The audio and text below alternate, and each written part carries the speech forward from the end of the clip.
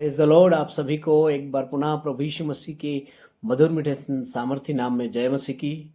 Udemy संगति के सुनने वाले सभी भाई बहनों को, प्रभु के दास दासियों को, आदरणीय लोगों को मैं सलाम करता हूं प्रभु यीशु मसीह के नाम में। एक और संदेश मैं आपके बीच में इस समय बोलना चाहूँगा और मैं आशा रखता हूँ ये आपकी सेवकाई के लिए, आपके कलीसिया के लिए आशीषमय होंगी।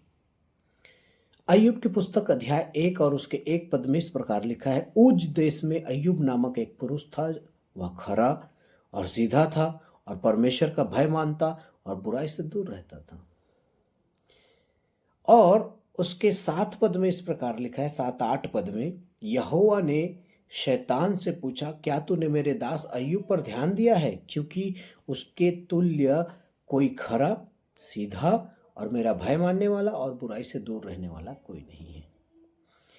प्रियो, यहाँ पर जब आप और मैं ध्यान केंद्रित करें तो यहाँ पे आपको पता चलेगा कि अय्यूब के विषय में इस पुस्तक का लेखक गवाही देता है कि वो खरा है, सीधा है, परमेश्वर का भय मानने वाला और बुराई से दूर रहने वाला। ये लेखक की गवाही या मनुष्य की गवाही है।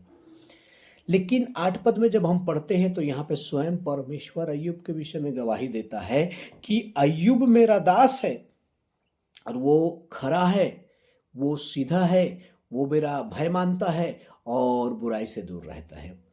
प्रिय प्रभु के लोगों, यहाँ पर मनुष्य की गवाही और परमेश्वर की गवाही दोनों जो है सेम टू सेम है, अलग नहीं, आगे पीछे भी नहीं है। कितनी अद्भुत गवाही है। क्या आपके विषय में मनुष्य और परमेश्वर दोनों एक समान गवाही देते हैं? अगर मनुष्य ने उसे कहा कि सीधा है तो सीधा ही कहना चाहिए परमेश्वर भी। तो कई बार हमारी गवाही, हमारा जीवन चरित्र परमेश्वर को तो भा जाता है लेकिन मनुष्य को नहीं भाता है, क्योंकि हम उनके योग्य नहीं हैं। लेकिन यदि आप देखेंगे कि यीशु मसीह के जन्म के समय में बाइबल कहती है कि परमेश्वर और मनुष्य दोनों का अनुग्रह उस पर था। समूएल के विषय में भी आप पढ़े, उसके भी विषय में लिखा है कि मनुष्य और परमेश्वर दोनों प्रसन्न थे उससे। प्रिय प्रभु के लोगों, आपका जीवन, मेरा जीवन, जबकि हम प्रभु में हैं तो हमारा जीवन जो है मनुष्यों को भी और परमेश्वर को भी, दोनों को भाना चाहिए, दोनों के योग्य होना चाहिए।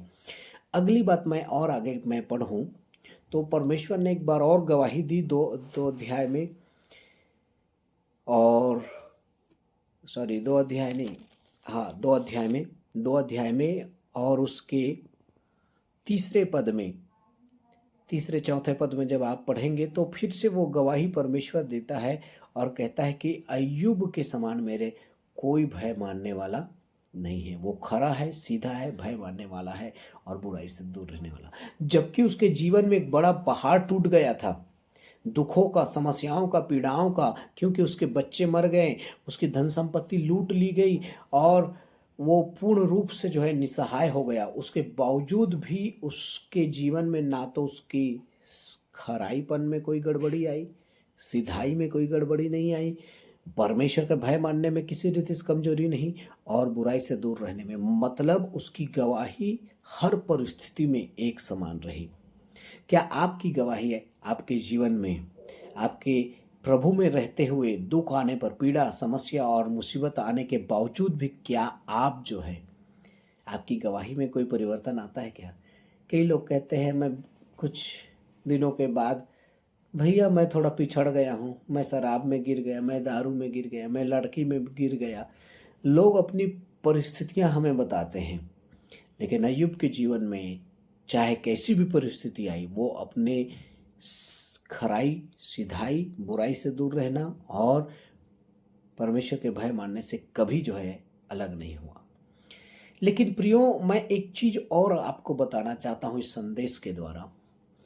कई बार आपकी खराई, आपकी सिधाई, आपके भय मानने वाला स्वभाव, पर बुराई से दूर रहने वाले स्वभाव को जो है ये 3-4 लोग आपको पीछे करने की कोशिश करते हैं। आपकी प्रार्थना, आपकी भक्ति, उपवास को पीछे धकेलने की कोशिश करते हैं।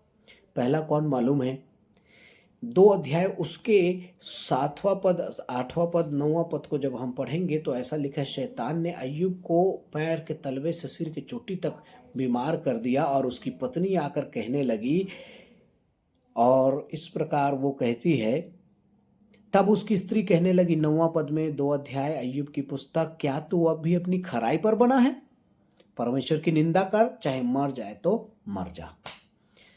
इसका मतलब है पत्नी ने भी साथ छोड़ दिया, या दूसरे शब्दों में मैं कहूं तो पत्नी जो है, आपके करीबी रिश्तेदार, परिवार, रिश्तेदार, घर के सदस्य, पड़ोसी, कोई भी हो सकता है जो आपको परमेश्वर की खराई से, प्रार्थना से, भक्ति से जो है पीछे धकेलने का काम कर सकते हैं। यहाँ पर शैतान नहीं है क्या शैतान? नो, शैतान ने तो उसकी संपत्ति नाश करी थी ना, लेकिन यहाँ पर तो कुछ लोग हैं जो आपको पीछे धकेलने का काम करते हैं।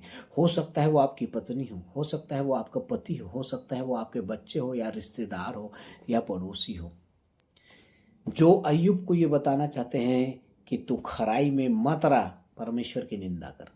फिर आगे जब हम 3रा अध्याय पढ़ते हैं तो यहाँ पर हम एक चीज को देखते हैं, 2 अध्याय उसके 11 पद से 13 पद तक। वहां पर अय्यूब के 3 मित्र आए और उनके साथ में एलीहू नाम का एक और जवान लड़का आया था। ये 4 लोग जो है उसके मित्र थे, समझ लीजिए। और ये मित्र जो है उसके आगमन पर आकर जो है उसे बातचीत कर रहे हैं। और बातचीत क्या करते हैं मालूम है? अय्यूब, तू अच्छा आदमी था, तेरा जीवन ठीक था, लेकिन इस संसार में कोई धर्मी दुख नहीं पाता है, दुख केवल पापी पाते हैं। तो अय्यूब कहता है, मैं क्या पाप किया, मुझे बताओ। तो अय्यूब जो है उस पर अय्यूब के मित्र उसका भड़क जाते हैं। तो कहता है कि मैंने क्या पाप किया है? तूने पाप किया है तभी तुझ पर दुख आया है। पहला संवाद या 3 सेशन में बातचीत हुई। पहला संवाद में वो कहते हैं, अय्यूब, संसार में पापी लोग ही दुख पाते हैं। वो कहता है, मैंने क्या पाप किया, मुझे बताओ। तो वो कहता है, तू पापी है क्योंकि तू पाप को मान नहीं रहा है। फिर उसके बाद जब वो कहता है कि मैंने क्या पाप किया, मुझे बताओ, तो उसके मित्र क्या कहते हैं? तूने अनाथों की सुधि नहीं ली, तू विधवाओं के घर लूटा है, तू पराई स्त्री को देखा है, तूने बहुत ही अन्याय किया है। इस प्रकार के वो कहने लगे, तू महापापी है।